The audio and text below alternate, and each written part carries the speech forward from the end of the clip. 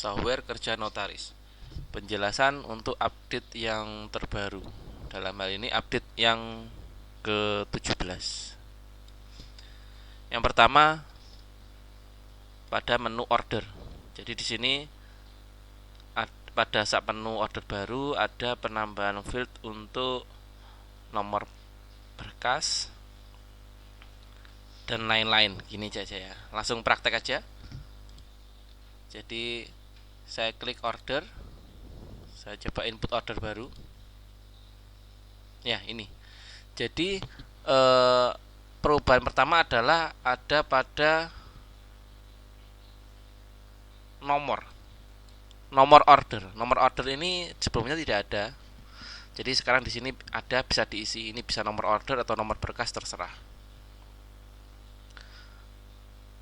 Terus untuk nomornya ini sebenarnya otomatis terbentuk dari sistem, tapi kan default ini kan bisa diganti, maksud saya gitu. Bisa disesuaikan dengan style yang ada di kantor.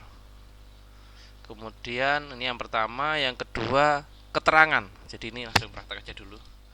Kategori misalkan umum, nama misalkan saya ketik Ananda, alamat misalkan Indonesia, keterangan. Nah, ini keterangan ini sebelumnya ada pada input step 3. Jadi saya pindah ke step 1 dengan harapan jadi inputnya jadi 2 step. Sebelumnya kan 3 step, ini saya persempit menjadi 2 step. Saya arahkan ke sini. Jadi keterangan ini seperti di input keterangan tambahan atau data sertifikat dan lain-lain. Misalkan gini. Oke, submit form. Kemudian next to step 2. Kemudian untuk step 2 kan klik tombol buku. Nah, ini.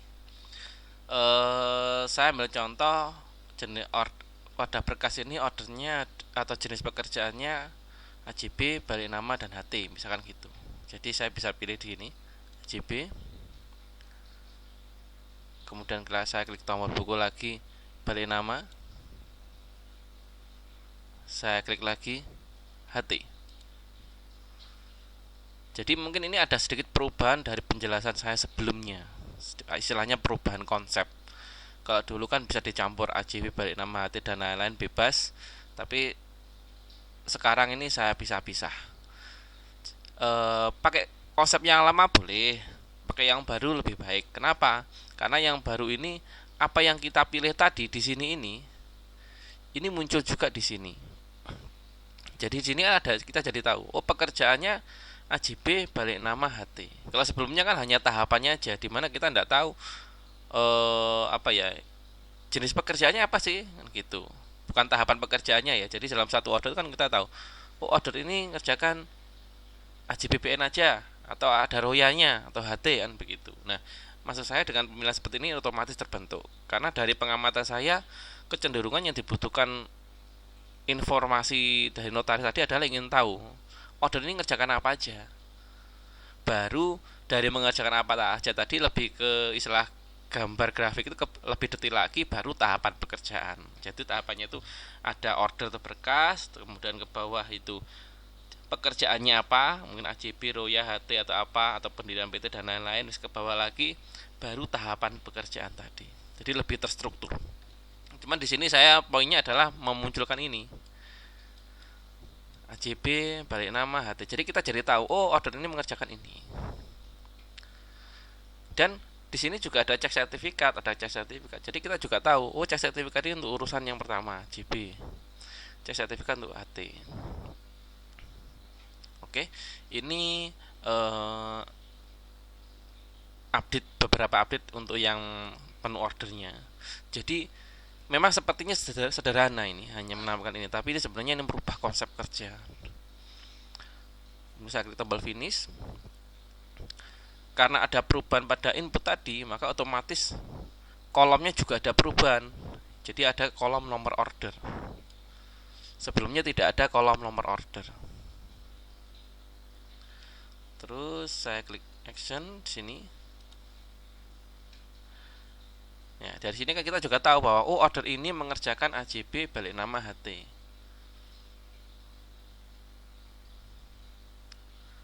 Oke, ini penjelasan update untuk yang pada menu order.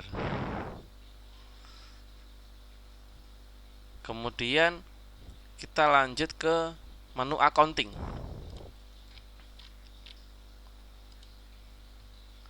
Oke, di accounting saya lihat baca dulu. Menu kwitansi tambah lunas. Oke, jadi begini. Saya klik kwitansi. Saya ambil contoh yang Ananda ini. Saya klik detail. Jadi yang pertama ada perubahan posisi tombol. Sebelumnya hanya action aja, kemudian ada warna remindernya, dan nanti nama karyawan yang mengerjakan. Sebelumnya warna dan nama karyawan ini ada di pada kolom tanggal order. Ini semua saya masalah tombol-tombol saya pindah ke action sini. Pertama ini perubahan posisi desain dan ada penambahan kolom nomor order. Kemudian saya klik ini. Oke. Jadi untuk menu kwitansi ini ya ada tombol belum lunas dan lunas. Sebelumnya tidak ada. Jadi konsepnya ada perubahan konsep, istilahnya begini.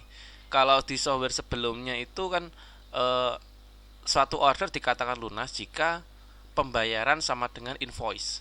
Jadi misalkan tagihannya 1 juta dan uang masuk sudah 1 juta, maka otomatis lunas.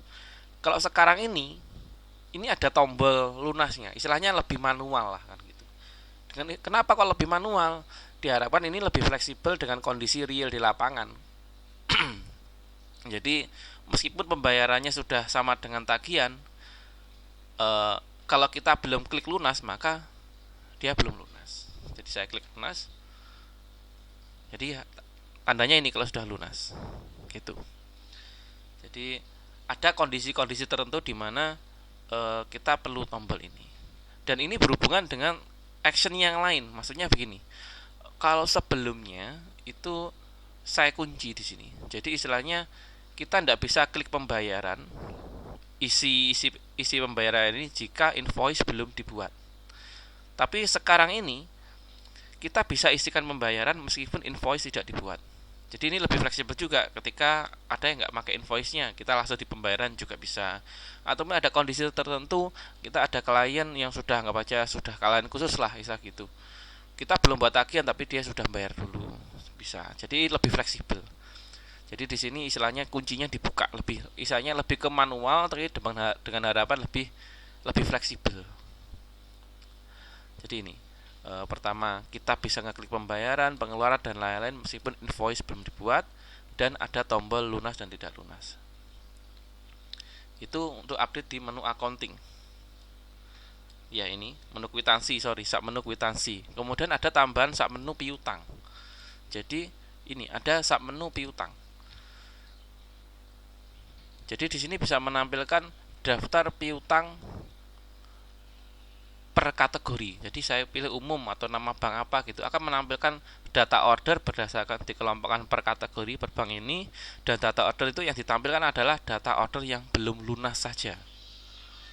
Dimana dasar lunas itu adalah tombol klik lunas tadi.